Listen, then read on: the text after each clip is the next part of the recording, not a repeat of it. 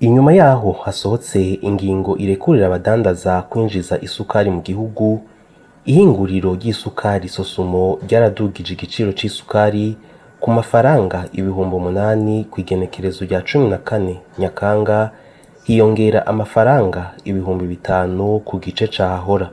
Umuyobozi w'ihinguriro Sosumo General Major Aloise Ndayiragije atanga insiguro ko ibikoresho bikoreshwa kugira isukari iboneke vyaduze cane ku isoko y'igihugu no ku isoko mpuzamakungu.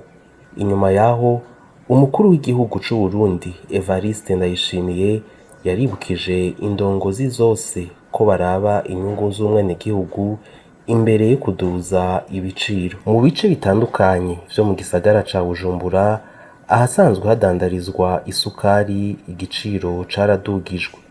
Bamwe bakayidandaza ku mafaranga 8,300 canke 8,500, hari naho bayitanga ku mafaranga 9,000. Insiguro y'iryo duzwa y'igiciro, abadandaza isukari bamenyesha ko bayiduza bivanye n'amafaranga bayiranguyeko, abandi bakongerako amafaranga kubera ivyo batekeramwo iyo sukari. Bamwe mu badandaza bakamenyesha ko umufuko w'ibiro 50 bawugura ku giciro c'amafaranga 390, bunguka amafaranga 10,000 ku mufuko, nayo ku kiro bakunguka amafaranga 200.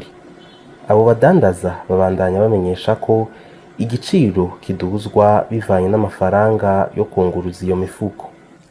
Abihereza isukari bakamenyesha ko batacihereza isukari nk'uko vyahora, bagasaba ko igiciro cosubirwamwo.